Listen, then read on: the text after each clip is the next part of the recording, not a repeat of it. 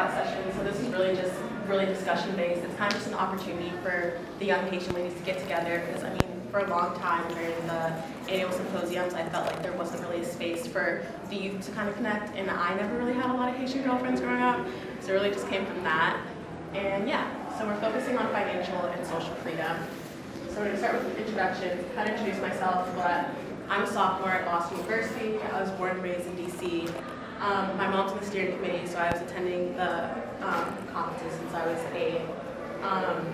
This is a fun fact, but I used to be a competitive gymnast, and I got to perform with the Fierce 5 at the Verizon Center.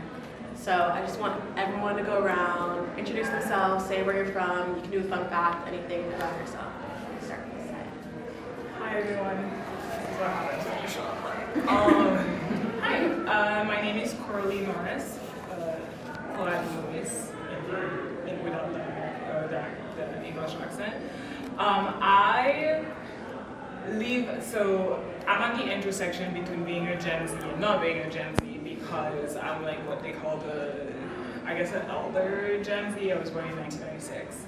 I was born and raised in AD. I went to school at Centro de Lima, where I graduated in 2014, and then came here to school in 2014. Went to JMU, James Madison University, in Virginia. It's about 2 hours from here. I graduated with a degree in economics. I was an international student when I was there, and so that was a very interesting ladder to navigate. If anyone has any question, is about to do this, or is in the midst of it, feel free to ask me a question. I made it out. I survived the experience, so it was quite lovely. I then graduated in 2019. During my time at school, I interned for various organizations in Haiti and in the United States. I interned for the Inter-American Defense College. In Haiti, I interned for the United Nations Development Program. I used to go home basically like every 3 to 4 months at the time. And then when I graduated in 2019, I started a job with my first job with a consulting company here in DC. That works at the intersection between sustainable development and technology. And then while I was with them, I decided and COVID started, so I thought this was a good time for me to go get my grad degree, and I chose to go get a grad degree online at the time because it was COVID, so I was like, might as well, since I can't leave my house. Graduated from that last August in 2021. And I got a grad degree in information technology, and then I am now working as a manager at an AI company that is based in New York, but has their office here in Washington, D.C. So this is what I do. Thank you. Awesome, yeah. I don't really have much to say because I'm still really young, but my name is Kara, and I was born in New York and was raised in Haiti by my 2 parents. I'm 13 years old. Both of my parents are Haitian. I go to school at Exceptional Learners, run by Christina Timil, and I am in 9th grade. Hi, my name is Anna Armas, or Annie for short. I was born in Miami, Florida. I currently go to University of Florida as an art history major and a psychology major. I'm a sophomore there. And I'm also an artist. So Ooh. Hi, my name is Kayla Suliak. I'm a freshman in college. I'm majoring in computer engineering. I was born and raised in Florida, in South Florida. And I guess a fun fact about me would be that I played 5 sports every year of high school. Hi, I'm Yana Kuba. I was born in Miami, but I was raised in Haiti, and I moved to the United States about 2-3 years ago in January of 2020. And I moved to North Carolina, where I attended high school, and I graduated this year. And I'm currently attending college and DC at GW. Yes, some other GWs in the house. I'm majoring in communications, but I want to switch to journalism. Okay, hi everyone. My name is Chloé Laplanche. So I was born in Miami, Florida, but I was raised in Haiti until I came to the U.S. for high school, and I go to college at American University. I'm a sophomore, and my major is legal studies. So both of my parents are Haitian.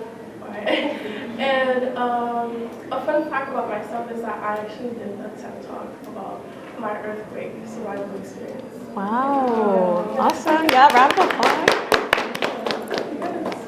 Hi everyone, I'm Laura Narcisse. I am also from Florida, so hi fellow Floridians. I'm from West Palm Beach. I was born and raised in the United States, but both of my parents are from Haiti. They immigrated here in the 90s.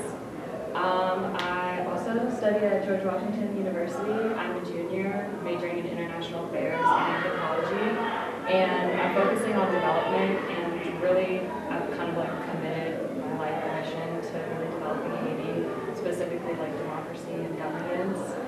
That's what I'm focusing on technically. And I guess a fun fact is since the age of 5, I've spent like every summer and every Christmas in Haiti. I love going back to Haiti, but I haven't been able to go back since 2019. So I'm hoping that next year, or maybe even this Christmas, I'll be able to go back and see my family. Hi everyone, my name is Fiona Joseph. I am originally from New Jersey. I'm born and raised in the United States. Both my parents are Haitian. My mother immigrated in the 90s. My father, since the 80s, he migrated when he was 11. I'm currently a senior at George Washington University, studying international affairs with a concentration in international development and a minor in human services and social justice. I think I'm very similar route where I'm very interested in the development in Haiti and making sure that's locally led and basically decolonizing aid. So that's something that I'm really passionate about. Hi everyone, I'm Madeline, and I am originally from Brooklyn, New York. My family is specifically from East Flatbush area, but I was raised in Boone, Maryland. And I'm also a student from George Washington University. I'm a junior now, and I'm majoring in graphic design at the Perkins School.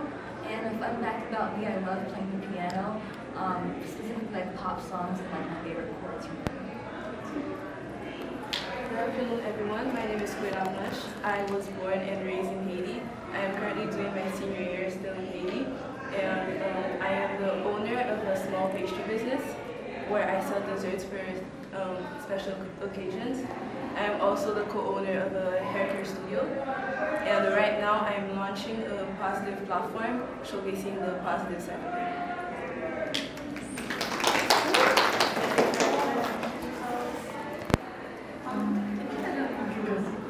My name is Laura Charleston. I go to University of Maryland. I'm a freshman. I'm majoring in journalism. And fun fact is that I do crochet. I'm Saskia Brett. I'm not sure if there's an age limit in this room, but I'm technically still Gen Z though. Yeah, you're good. I graduated international relations major, and I'm looking for a job. Okay, awesome. So now we're going to be moving on to like the financial planning, and again, I want this all to be very discussion based.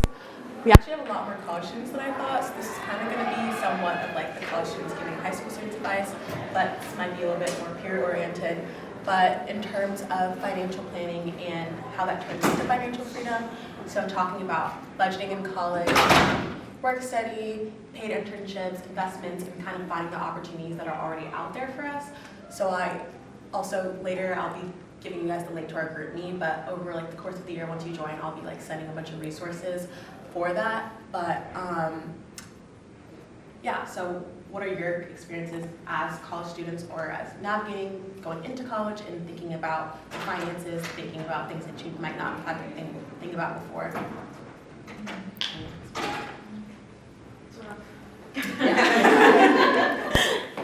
I'm struggling. It's hard. Yeah, for me, I would say, since I live in Gainesville by myself, like I had to navigate, paying rent on time, and my groceries. I didn't even have a car yet, So, you know, the struggle's real. As in like in jobs wise, it's been like a little bit difficult, but I do like work at an internship at a gallery, which praying that it can turn into a job. We're praying too. Yes, getting a little bit. But I think now over a year or two, like I'm starting to get a handle of it. But financially, it's like still new to me, and I'm still like understanding like the workspace and like, you know, getting your paycheck and like how to, you know, save wisely, how to budget properly, how to not spend things. A lot of window shopping. So yeah, it's for me.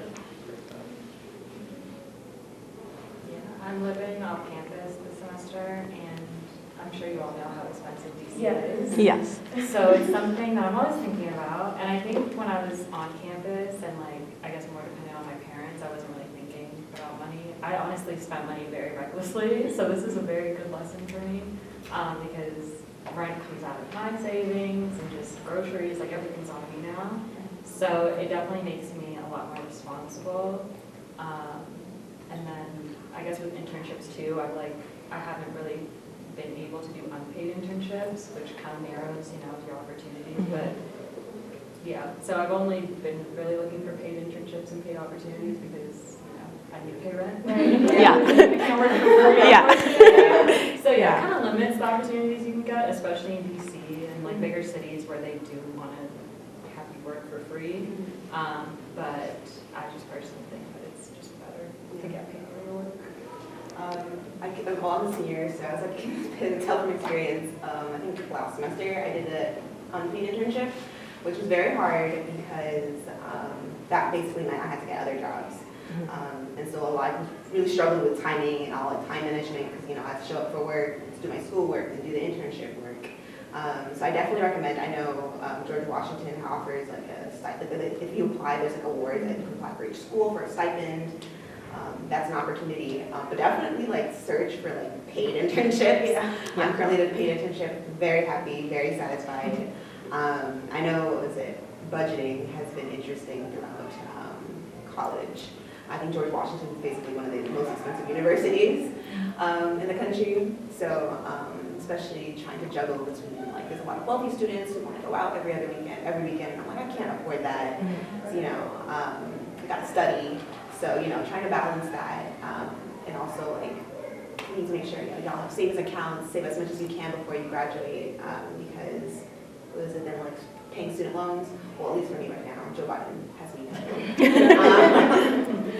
But what was it, like being prepared for the real world, and like praying and hoping to get a job. And so like conversations like this is really great because like we're opening up our network and, you know, talking with one another. And, like there's a lot of people from very far places. I'm down the street, so it's very nice to meet you. And just some advice for our high school students in the room. I remember when I was applying for college, well, it was like during COVID, it was a really stressful time. But thinking about like finances, and I didn't have a college a college fund. I didn't have a college fund. My mom, you know, she put me in private school, so that was kind of that was the fun, you know, like that was the investment. That was the investment. So one, private institutions give need-based financial aid, not just scholarships. Of course, those state schools, they give scholarships for merit, but I applied to pretty much all private universities because I was able to get the need-based, even though they don't know how much I need. But yeah, I would say apply for those schools as well. Making sure that, you know, there's so many scholarships that are targeted for people of color. Like I remember I was just applying like to so many. Also, even at your current school, you can hound financial aid. Colleges have so much money, they just don't want to give it out. So you actually need to be knocking down on the door of your financial aid offices because they will give it to you. Okay, and that kind of segues into I think this would. So, look, I'm totally not at all in this room, right? Like, I'm millennial and I'm not Haitian. So, But I will say that I went to Howard, and where I found success was going down to my dean's office.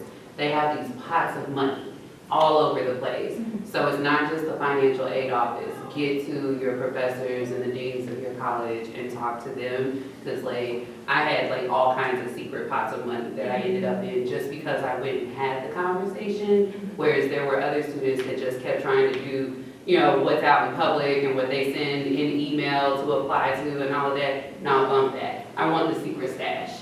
So go find the secret stash.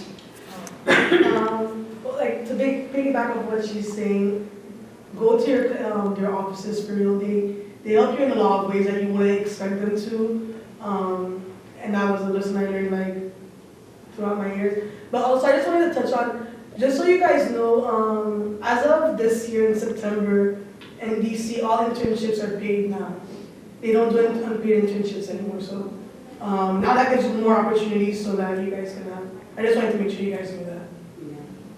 I think I would add, as someone who went to school and being raised from Haiti and had to navigate the space of like looking for money, my experience was a little bit different in the sense that for the first 4 years of school, I didn't necessarily have, I actually went through about it pretty recklessly without really thinking about it, but I had and this might happen to some of you, so I'm going to speak as if a younger version of myself was sitting in the room, where you might have to do an extra semester at school that you had not anticipated for. You have had to do an extra year at school and you feel maybe guilty or ashamed or annoyed or upset about it, either way, frustrated.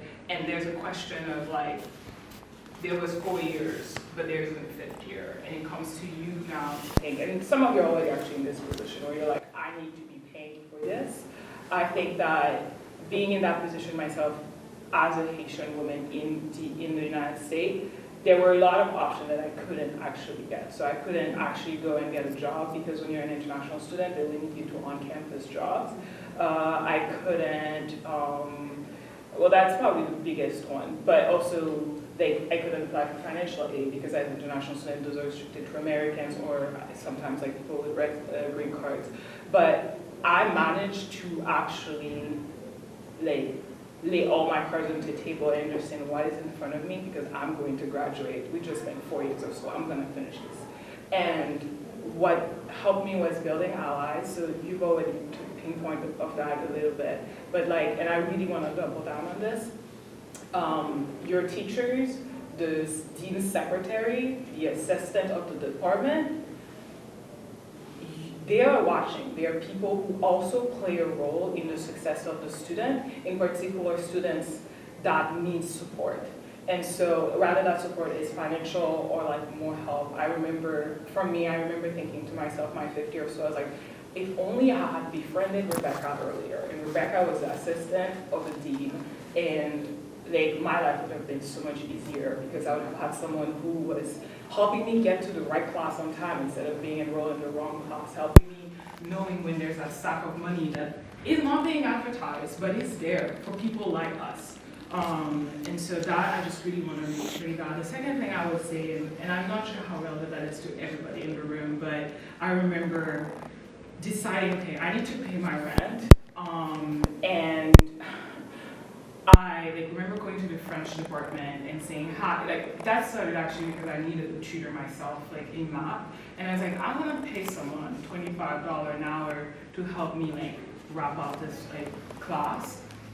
But they don't have anything that I don't have. I also have skills that I can teach. I speak French, I speak Haitian Creole. I'm sure all of you have things that you know to do that you can sell per the hour. And so I remember going there in the French department and saying, hi, I just wanted to introduce myself. I speak French.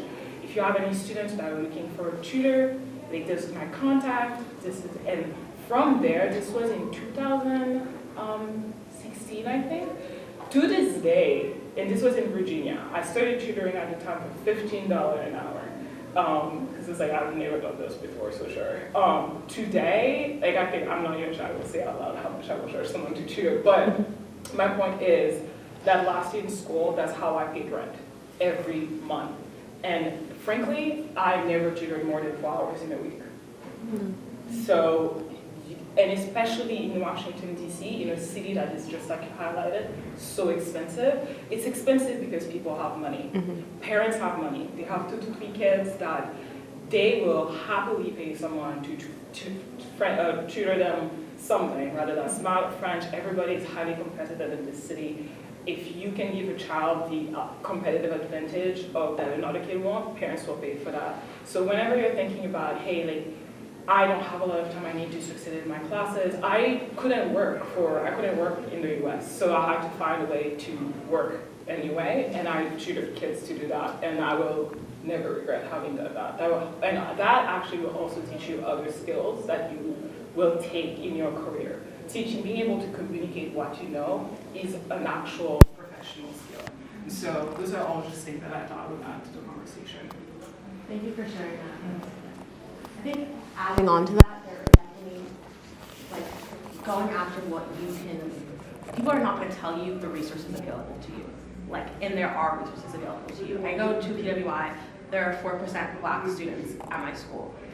Over the summers, they had like something about applying to a case competition for the National Black MBA. I was like, whatever, I'll apply. It comes around, I realized that the National Black MBA is this huge conference. I'm kind of interested in consulting. I went last week, I went to Atlanta for 3 days, 4 days, 3 nights, completely paid for by my school. I was eating steak on BU's dime. I was there, I competed, I met so many different people, and the second day was a career day, so I was able to network. There were huge companies there, and they want to show that they care about the Black people. So they're not just bringing recruiters, they're bringing the senior level directors, senior level managers, and I got an internship offer just from networking there for this summer. And that would never happen just applying to regular internships. I mean, consulting, finance, they're all super competitive. They're already closed at this point. So just like in business, we have to say that your network is your network. And this is what we're doing here. We're building our network and we're finding the people that are available to us. And also on the topic of kind of creating your own jobs, I wanted to ask Chloe, because she's an entrepreneur. So in terms of creating your own jobs. Right here.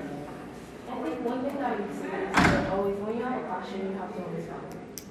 You might think that it's going to be hard. It's going to be very hard. But once you do it, you're going to get there. And if you truly believe in yourself, you're gonna have a success. But to add on to what you were saying, as an international student, I'm not in college yet, but I started applying, and I can't get a financial aid. But I know that they give a lot of opportunities to international students and a lot of scholarships. Not only the schools, but different companies. And it's okay to go ask people, and you should go ask people. And also I know that companies like Amazon give scholarships. So go network and ask people about scholarships. It's okay. Thank you. Let me go off. So, too much at this in terms of talking about wealth. What we want to talk about is creating generational wealth, because that's something that Haitian Americans don't have, or Haitians, that's something that we just didn't have the privilege to have. And I'm actually a student ambassador for this company. So if you all just quick plug, scan the QR code. This helps me get paid, and I'm broke right now, so that would be really great. Yeah, this is a digital investment platform created to eliminate the racial wealth gap between Black individuals, and it kind of is an easy-to-use platform that eliminates some of the fear and mistrust of financial institutions and just allows you to learn about investment. Learning how to invest and how to create generational wealth is not something you want to procrastinate because it's time sensitive, so it's never too early to start. Okay. So now I want to talk more about social freedom. And this is a little taboo, but just talking about kind of the traditional, I mean, we all have very different experiences, so I'm really excited to hear from all of you, but we all know about les codes l'église, lacaille, and the traditional kind of Haitian values that are instilled in us about in terms of socially. Personally, my mom immigrated here when she was 15, so she went to high school here. She also went to college here, and I think that going to college here, and also there are some things that she didn't love about her parenting style, and I did not have the typical Haitian mom in terms of that aspect. She wanted us to have a lot of open communication. And we're gonna get real personal here, but my mom, like, she had the sex talk with me when I was young. She had like a lot of things where she was just like, we're gonna talk about these things and we're not gonna make it a stigma because I don't want you to feel like you can't speak to me about certain things. And that wasn't typical, I think, for Haitian parenting, but it's something that I appreciate. But I also know that like there are so many really great values that we have in our community. So I'd love to hear about like what you guys think about how your parents have shaped you socially, and also that transition from becoming independent and going to college, and there's no parent to, even if they want to, there's no parent to kind of be on you. So yeah. I feel like the Haitian, like the kids that are in this generation that are still living in Haiti, there's a way that some of them are being raised that are gonna change their parenting style.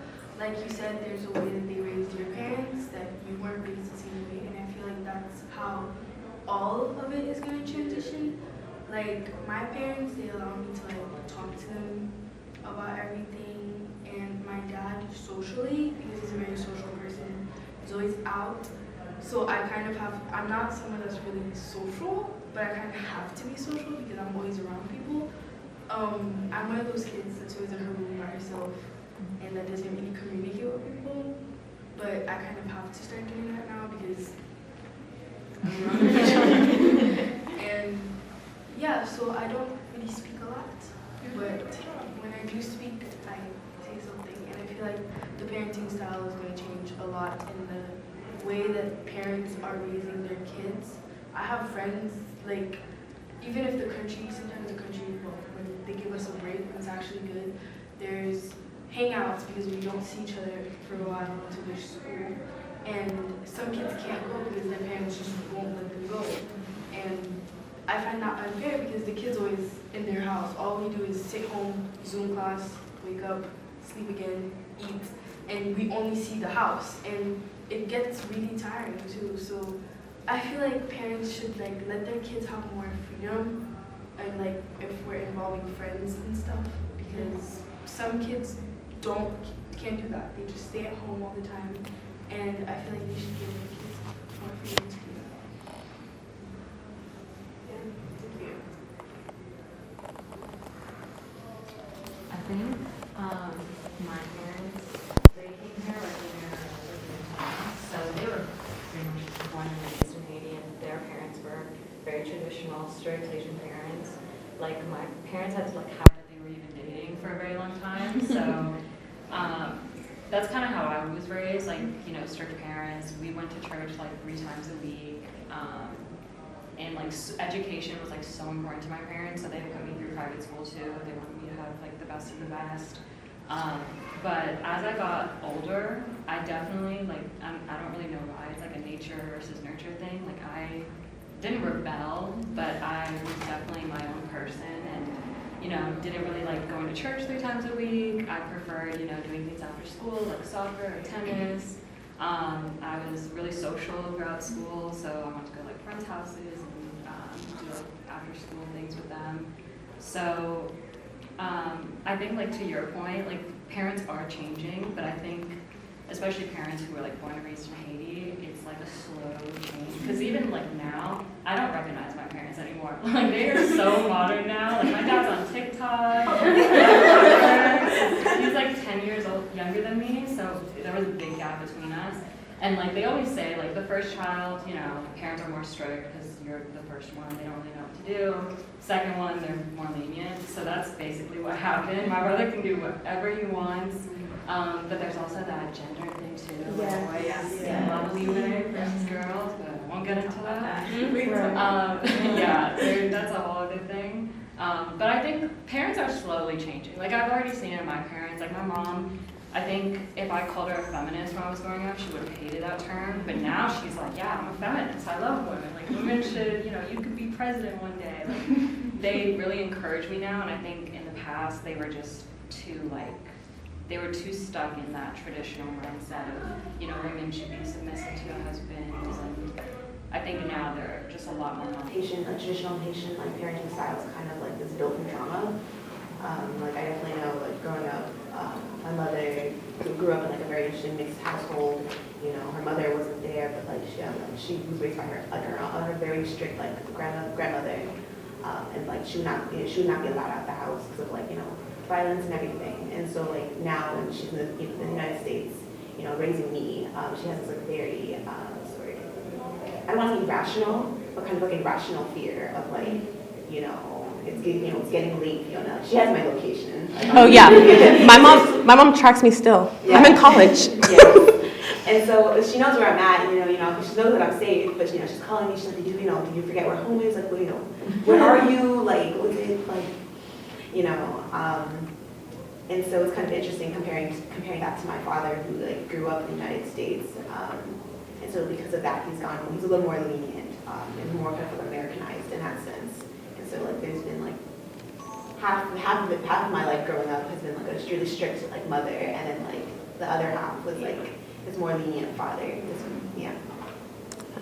I think also in this conversation, it's important to note where our parents are coming from, because I know that we have had conversations about, yes, there is some toxicity around Haitian households, and that's not to invalidate anyone's personal experiences, because I know that I've had conversations with people about that.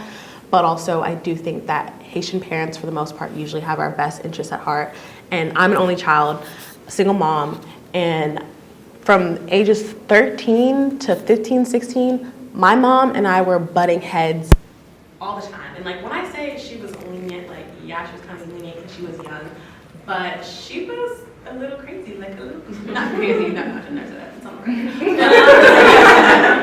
Like my mom tracked my location. She had an app that turned off all my apps, so it had schedules, so it would turn off my Wi-Fi. Yep, it would turn off my Wi-Fi so I could study. Shut down. Education obviously was super important. Also, I developed at a younger age, so I really did move when I was 13, 12. And my mom and I used to get in fights because I ended up going to a white private school, and the white girls could wear things that I wasn't allowed to wear. And I just wanted to, she took me from this all black neighborhood to this white school. I'm just trying to assimilate. And now it's like, you can't wear what they're wearing. Like, this is inappropriate. You can't. So it's just like, I was constantly butting heads, but I think now being in college, I'm so grateful for all the values that my mom instilled in me, and knowing that she's looking at me from, she never had a problem with my body. She's just looking out for how I was perceived, because I was a young black girl and I wasn't a white girl. So that's why I couldn't dress like the white girls, and that was the reality that we were living in. So, let's also just acknowledge the love that we still have for Haitian mothers, and we can still also talk about our experiences. Yeah, for me, I was gonna say I left Haiti, and my parents sent me to a boarding school. So it was like a huge jump.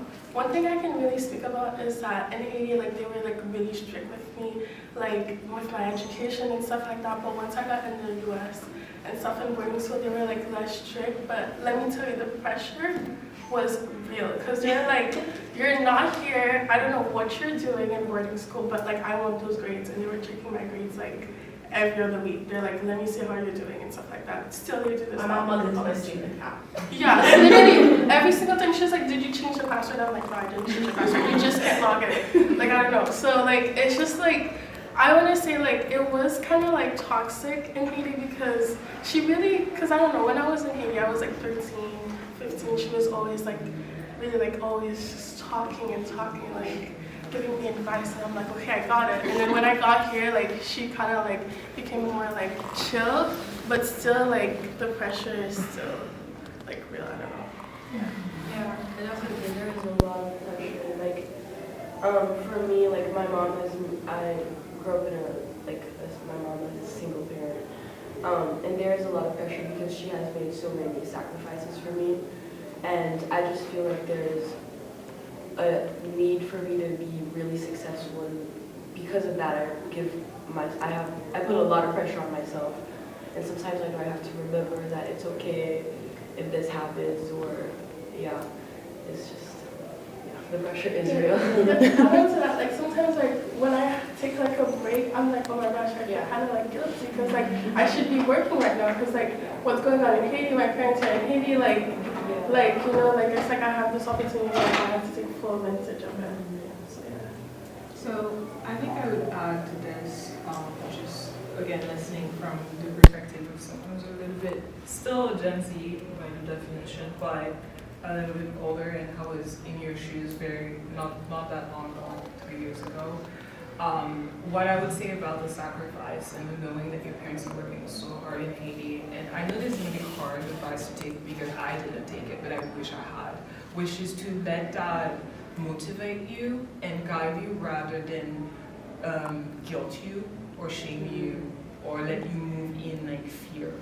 I did a lot of that, and actually some of the like hardest lessons I had to learn because I thought I didn't have permission to fail because my mom is working so hard in Haiti. Like I have so much weight I'm carrying. I can't do what the other other American kids are doing. And it was actually bigger than this. It was bigger than just my mom. I would often think about I have a younger brother. My mom's also a single mom, so I have a younger brother, and I was like, he's counting on me. Even unconsciously, and maybe that's the story I was telling myself, which I'm learning now, to be honest, is that's the story I was telling myself. My brother never said, you don't have permission to fail. My mom never said that either, but because I saw so many of the sacrifices, I made that the thing that I can't fail a class, I can't get a C, I can't have to retake a class. And my entire, at the time, my self-esteem, actually, because I didn't allow myself to be human, to not only succeed, then whenever something like that would happen, it disempowered me. It didn't empower me. And so I would hate to, as I hear those stories of I feel like there's so much pressure. You're right, there is a real pressure because I think that pressure goes beyond sometimes, especially if you're lucky to have been to Haiti, you kind of feel, I think, that it's bigger than your parents. It's also the teacher who contributed to your education. It's usually everyone who's been part of the village that maybe you don't want to let any of them down. And what I would say is that you have the right to be human. You have the right, when you come into class or when you don't do as well as you would like to have done, or you think that everyone is expecting you to succeed, just remind yourself, yes, you're a Haitian woman and we're also badass, but we are allowed to break. We're allowed to not be perfect in every sense of the term, because if you continue to have that pressure added with perfectionism, you are going to break. It's not going to work out. So I just really thought I should make that point because 3 years ago, someone should have told me that. Yeah, that's all I'll say. And I'm happy that you touched on that because that's another thing that we don't see spoken on in the Haitian community is mental health. And we have to talk about it. We have to break down the barriers. We have to break down the stigma. As a Black woman, we feel like we have to be just like kicking it all the time, girl boss, doing our thing. It's okay to fail. It's okay to break down. It's okay to not be okay. I personally know that I sometimes just overload myself. I'm doing 5,000 extracurriculars. I'm flying here and flying there. I'm taking midterms. And the other day, I kind of broke down and cried. And I was like, I don't even know why I'm crying about, but I'm just frustrated. I'm tired. I want to break. And I was almost kind of beating myself down. Oh, why are you crying? It's it's okay to cry. And you don't need to compare yourself to other people. And, when I was sitting there early in the room, I was watching that video and my heart broke. And I was like, how can I even be upset about my trivial things when people are dealing with such bigger issues? And those are real, and those are real issues, and it makes sense for your heart to break, but everyone's issues are valid, and we're all still Haitian women at the end of the day. We want to find a way to help those Haitian women on the ground, but we're descendants of them. We're living and breathing, and we have to support ourselves so that we can come back and support them. That's something I struggle with a lot.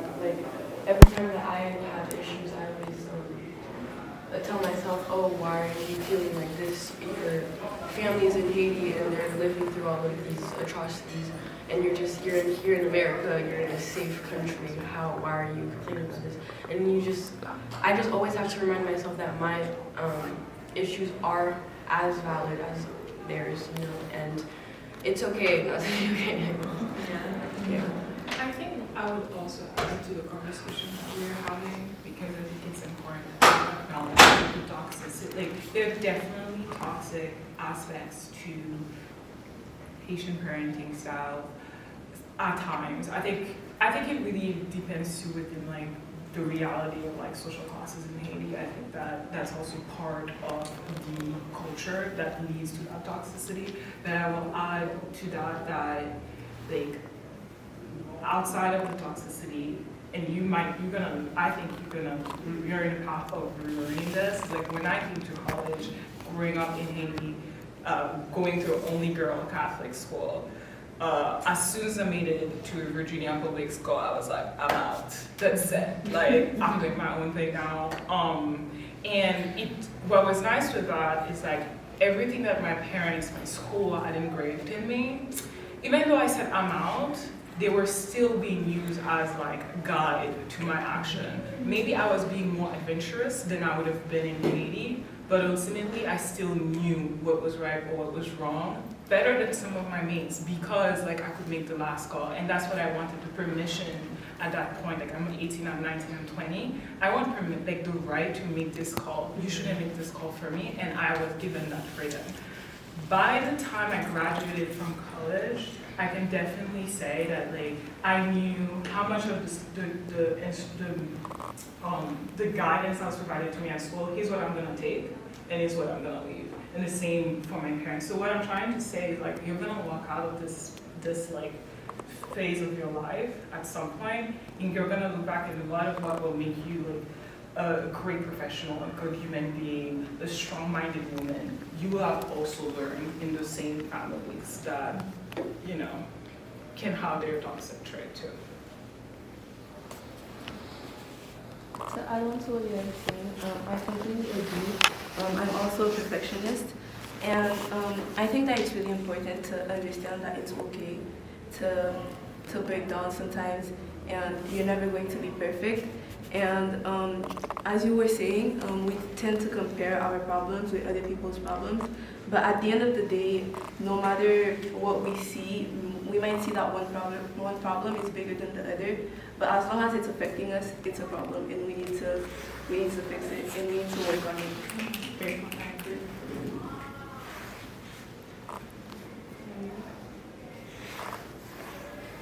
So, segueing into that, I want to talk about uniting our power and uniting our power as youth.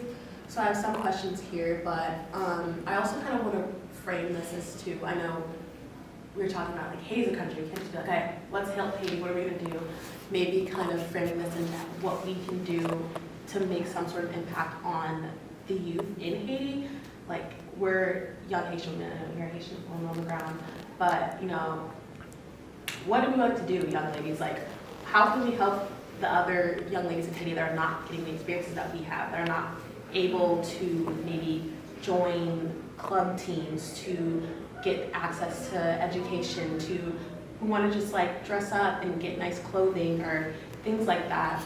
So you guys can touch on any of the things here or just anything that came to mind while you were listening to the wonderful woman speak earlier today. This is a hard question. How do we use our voice?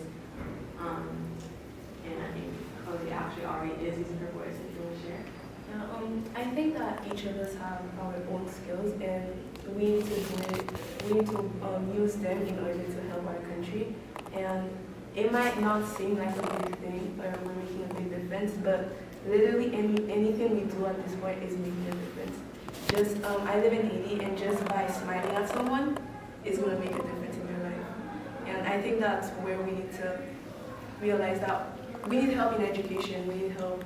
There's a lot of issues in Haiti, but as long as we find what we're passionate about and where we want to help, and as long as we try to help in any way, and no matter if you live in Haiti or if you're in the States or any other country, there's plenty of ways to help.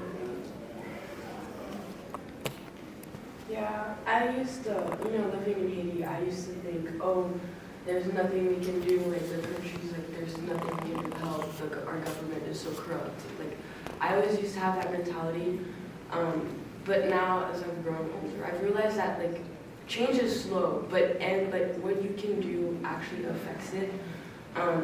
Just by like even like the smallest thing, like reposting this information about Haiti on your Instagram, that can help people be aware of the situations that are going on and have them actually think about it and actually using your voice instead of just like, because I used to think that there's like nothing I can do because I don't have any power, but I realize now that I do. Like my voice is my power and to just use it. Yeah, I remember feeling that way too.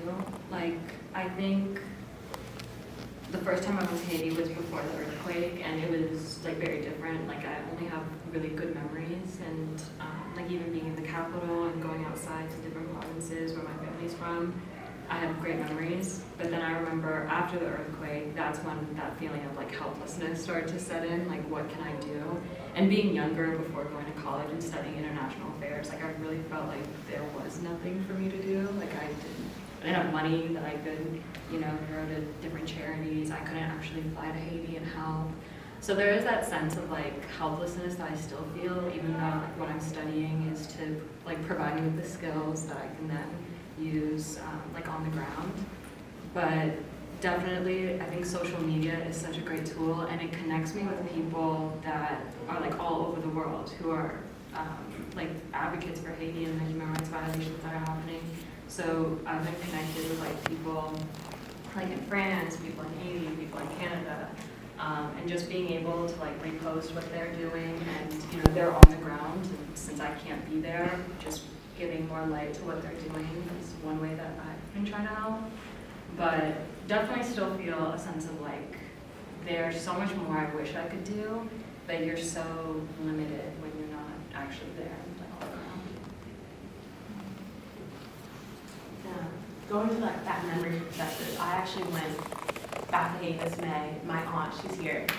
Go by her name. How are you? Anyways, she just got married and she went to Cap Haitien, and the whole time she was just like, she always wanted a wedding in Haiti. And that was like her dream. And a lot of our family was kind of hating on her, just kind of saying, I don't know if this is gonna be able to happen. There's so much going on in Haiti. And she's just kind of like, I'm gonna have my Haitian wedding. And I was a bridesmaid, so I wasn't gonna miss it. So we had her wedding in Cap Haitien, and it was one of the most amazing trips of my life. Like, we went, like, she had planned all these different activities. We went to Yara. We went, like, to like clubs. She had all these dinner events.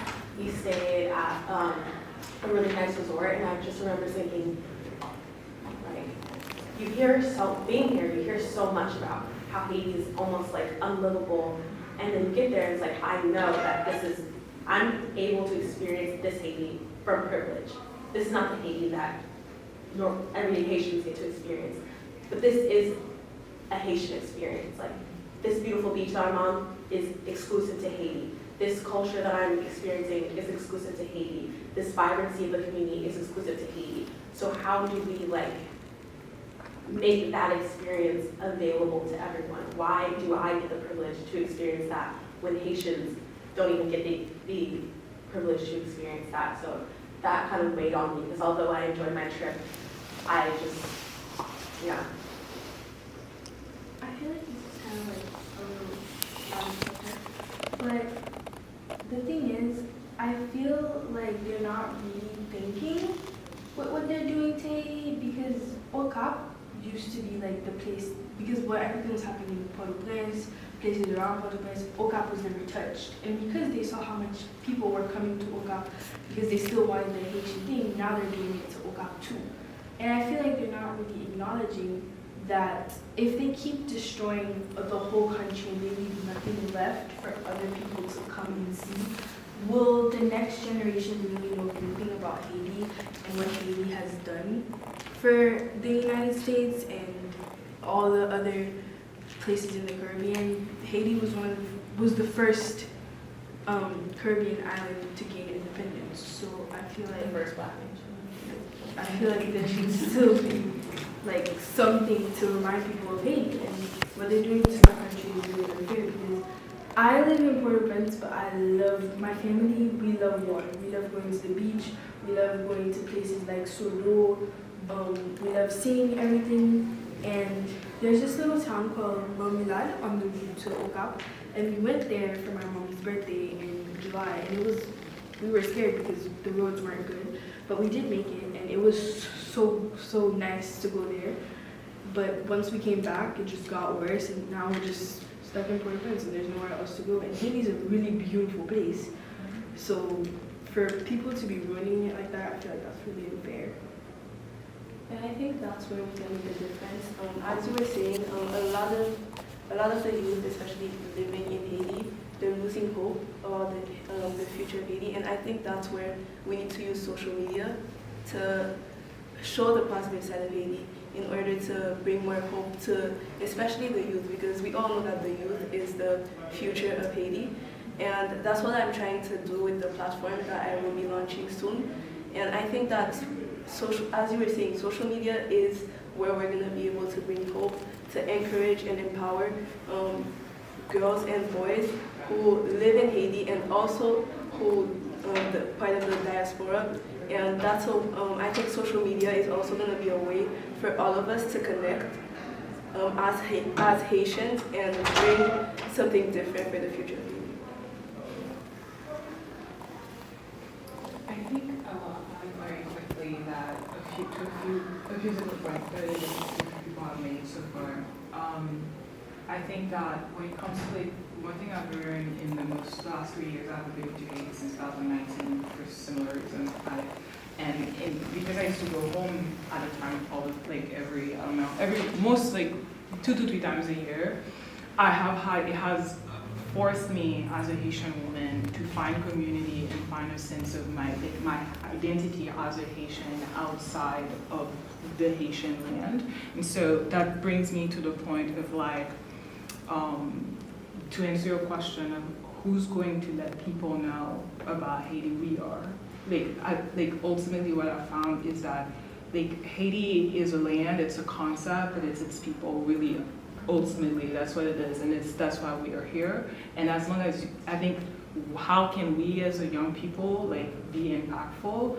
If you didn't get a chance to go to school in Haiti, if you maybe haven't even been to Haiti, if you do your homework, someone said that already today, do your homeworks, do your research, read the books about Haiti, the books in French, the books in English, the authors are there, the stories there. Don't let anyone fool you into the idea that, there is no way to trace our history, our culture. There are people dedicated to those subjects, Haitian people, Haitian experts, and else. So the first thing I would say is you can't advocate for something you don't know. So make sure that you know your basics. The other thing I would say to that is do not, with everything going on, I know for me, sometimes it's difficult to, it's it eats at the pride. It eats at the pride of being Haitian. It fills you with anger.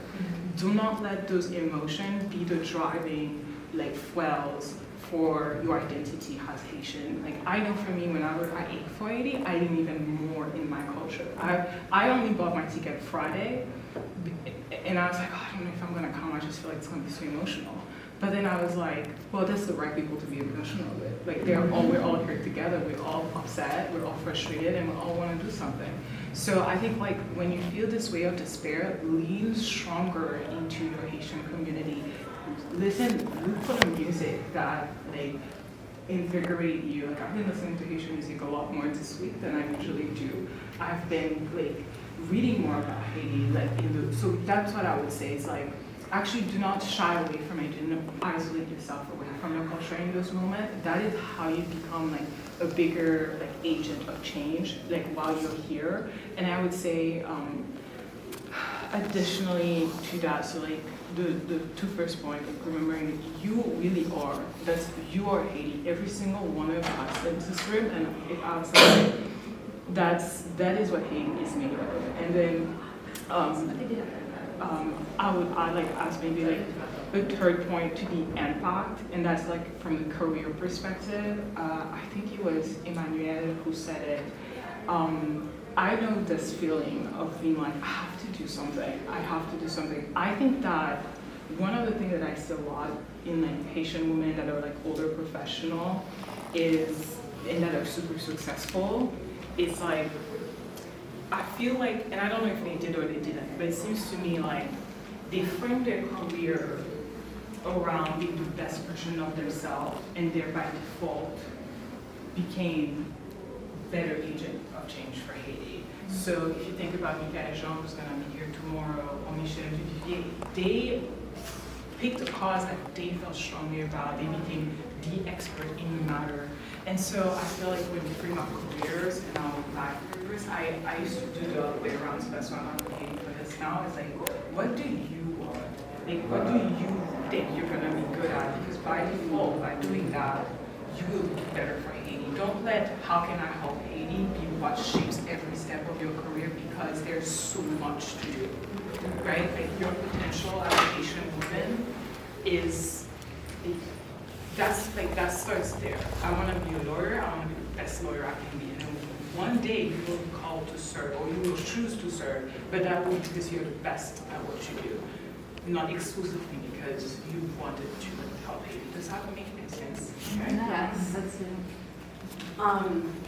Honestly, like all the conversations that we've been having here just warm my heart, because this is my HLN baby. Like this is what I've been looking for, these youth discussions. And I don't know how feasible this would be, but what I'd like to see somewhere down the line is our youth track showing that we are inspired by Women Speaking Today.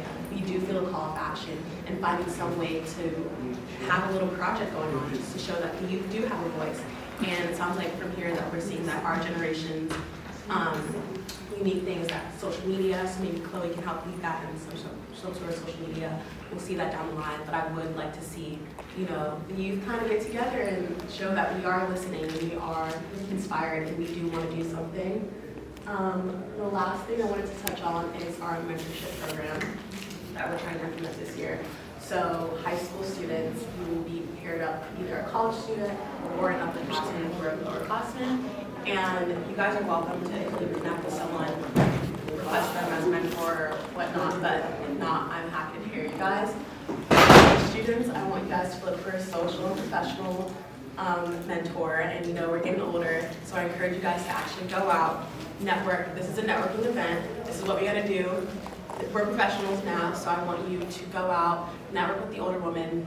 They are here for you. This is what they want to do. We're all here to empower each other, support each other, so they're looking for that. So I encourage you to let me know if there's someone that you connect with, and if not, I can also pair you with a mentor that has some of the same social and professional.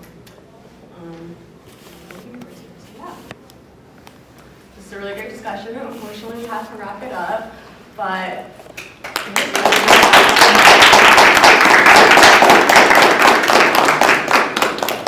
thank you guys all for coming. Thank you, Chloe, for coming. And I would just like to say one thing. Listening to all of you, I was really inspired. And I think that each of you have the power to make a difference, even if it's to the smallest thing, the smallest action. But literally anything you guys do will make a difference.